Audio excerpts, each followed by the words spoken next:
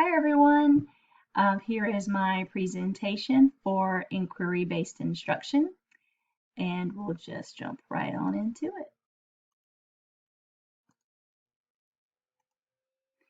Okay, first I want to talk about the science standards.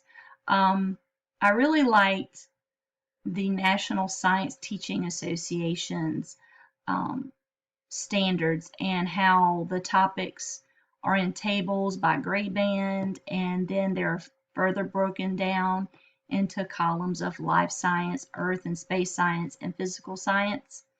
The engineering design topic is located at the end of the respective grade band, but I just want to show you what this looks like. Let's see if I can get it to work. Currently, I'm working here at home with my son, as you know, and in his class, they are learning about plate tectonics and the history of the earth. And so I noticed that right away for middle school. And when you click on it, it has the standard and then talks about here tectonic processes continually generate new ocean seafloor at ridges and destroy old seafloor at trenches, and that is part of the core ideas. And so this validated that for me when I was looking for it and to investigate how it works. And I thought that was very, very informative and helpful. And so we'll move on. So what is inquiry? Inquiry is defined by Exploratorium and our module as follows. Inquiry is an approach to learning that involves a process of exploring the natural or material world and that leads to asking questions, making discoveries, and testing those discoveries in the search for new understanding. Inquiry, as it relates to science education, should mirror as closely as possible the enterprise of doing real science.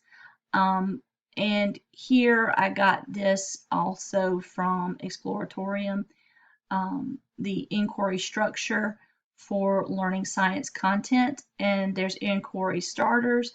Learners explore materials, make observations, and raise questions.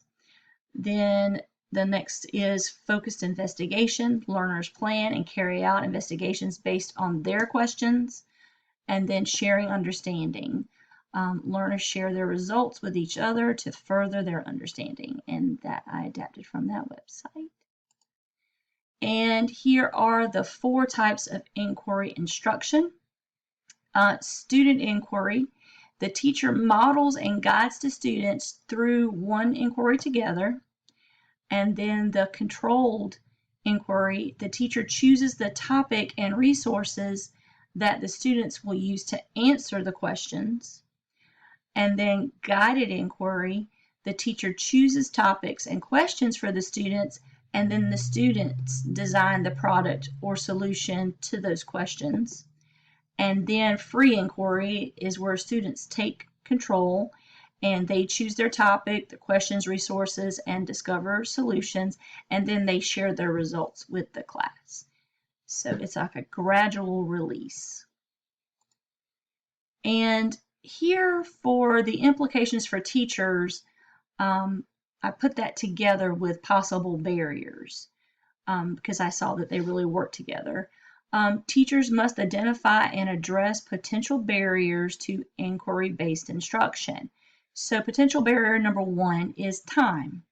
Teachers may think that they do not have enough time to teach science and their inquiry-based instruction. So teachers must take the time to teach science inquiry-based instruction. Something as simple as observing birds on the playground doesn't take much time, or observing temperature changes through the school year is another great way to just make it happen. Another potential barrier is cost. Some teachers may think that they must spend lots of money on kits to teach science inquiry-based instruction, but cost isn't a factor when there are many low cost or even free ways to teach science and using inquiry-based instruction. One free approach is to have students take their own pulse before and after an exercise activity. Um, and then another potential barrier is background knowledge, and this is on the part of the teacher. Some teachers may not have a strong understanding of science or inquiry-based instruction. And this is my opinion here, that it's okay not to be the knower of all things. As noted in Milber's Inquiry for Everyone, Authentic Science Experiences for Students with Special Needs is one of our articles that we were reading in the module, is that, and I really like this quote, is in science, not having definitive answers has led to some of our greatest discoveries, that even expert scientists find themselves looking up things and mumbling, I don't know. And in my opinion, we can take this as an opportunity to model ourselves as learners for our students, for and with our students, and reveal some of our own humanity, and and how much fun that will be to show that to our students, that hey, we're learning this too, and it's really a fun thing to learn, because science is very hands-on. It fits perfectly into how we teach as special education teachers, because hands-on is very encouraged. So that's what I got out of this, and I hope you enjoy my presentation. Thank you.